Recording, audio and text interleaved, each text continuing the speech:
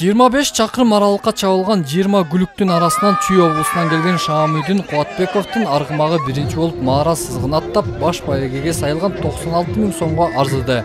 Күлүктүн бул жолку биринчи чыгышы менен жыл ичиндеги аламан ат чабыштарда 3-чү баш байгени багындырууда.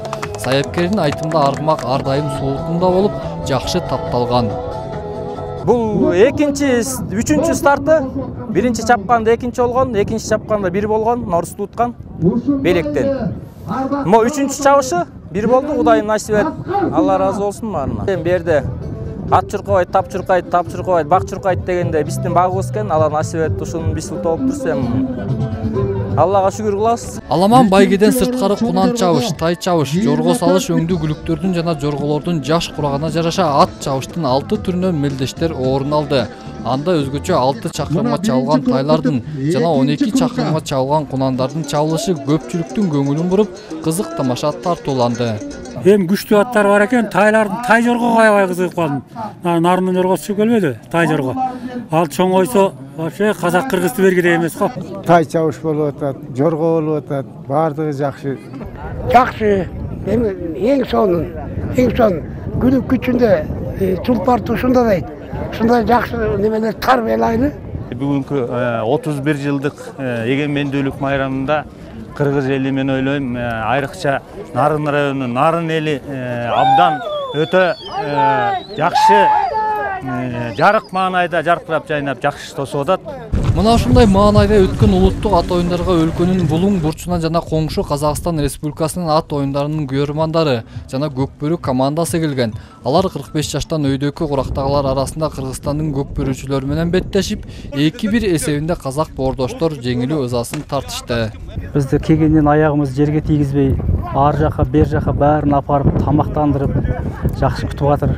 Куттуу болсун, осы эгемендик күнүндө осундай майрамдар болуп атыр. Баары куттуу болсун, жакшылык болсун.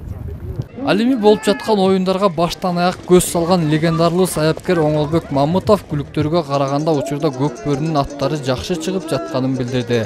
Анын баамында майрамда чабылган жүзгө чукул күлүктүн жана жоргонун ичинен кезегинде өзү таптаган жарык төш, тоотору аттарындай күлүктөр жокко эсе.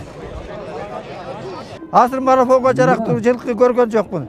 Биринчи деген өзү даяр болуш керек, күлүк болуш керек, жүрөгү болуш керек, ана буту чыдаш керек. Буту чыдабаса кетип калат эле. 18 ат кой берилген, ошондон 6 таран келди. Ал тандалган аттар болчу ошондо. Мына ушул оюндарды өткөрүүгө жана уюштурууга 3 миллион сом каралып байге фондуна коюлган. Ал эми ат майданды оңдоп түзүү демирчилердин көмөгү менен жүргүзүлгөн. Акыркы курукка кетти, мына жанакы эле. Бул мамлекеттин бюджетинен бөлүнгөн. Бул 2 миллион 902 миллион көкбөрүгө каралган. Бул жылы бул көкбөрүнүн өзгөчөлүгү высший лига ойногон жок. Биринчи лига мындай байге алган эмес. Бул биринчи лига үчүн аябандай чоң байге болду. Анан биз билгенден ушу мамлекеттик деңгээлде Нарын областында Кубок президента анан ушундай иш-чара биринчи жолу өтүп атат да. Ал эми майрамдын шаңын ачкан көкбөрүнүн финалдык беттешинде Алай командасы менен Акшумкар командасы беттешип, кыл чайнашкан кызуу оюн көргөзүшүп, жеңиш 4-3 эсебинде Алай командасына буйрду. Ошентип президенттин кубогуна Ош облусунан келген Алай командасы арзыды. Эсенбек Сталбек уулу, Нурсултан Болотбек уулу, Өлкөдеми, Нарын району.